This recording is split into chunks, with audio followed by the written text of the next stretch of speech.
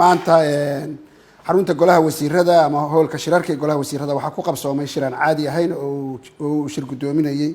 Mahdi Maxamed Guuleed si hayaa xilka ra'iisul wasaaraha dhamaan xubnaha golaha wasiirada ay ka soo qayb galeen shirka sidii caadiga ahayd waxa looga hadlay ajadayaashii hadiya jeer taagnaan jiray ee ugu horeeyay dabcan warbixinta amniga dalka sidoo kale xaaladda dalka ee COVID-19 iyo sidii dalka dib loogu furi lahaa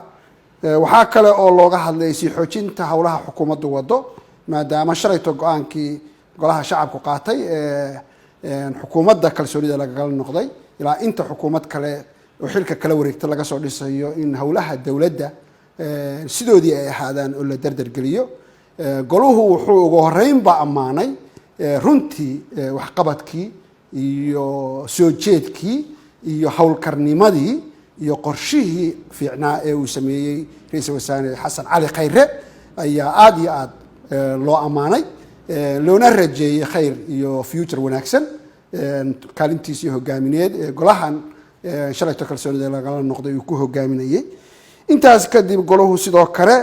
waxay ka hadleen dabcan u diyaar galowga marxadda kala guurka iyo inaan shaqooyinkii dawladdu aanay dib u noqonin inta xukuumad kale oo xilka la wareegaysa ay imaanayso in si adag loogu shaqeeyo qorshayaashii iyo hawlihii socday aanay halkoodii dib uga dhicinin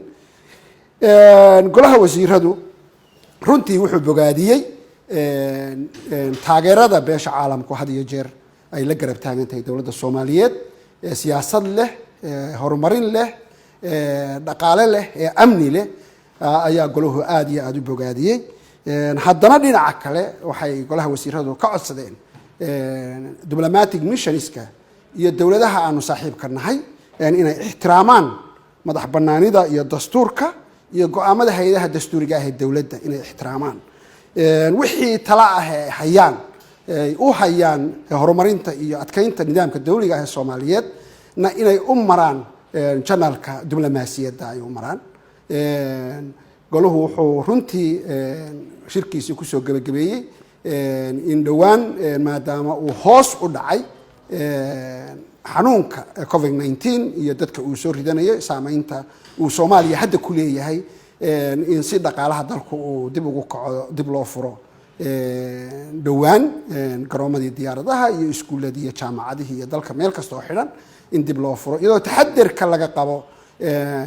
in wave-ka labaad ama wareegga labaad ee coronavirus-ka wadamada adduunka wadamo kamida uu ku dhacay taxadir xoog leh laga qabo mar kasta ay imaan karto in ama wadan ama meel gaar ah hawlaha ka imaanaya haddii khatar loo arko la joojiyo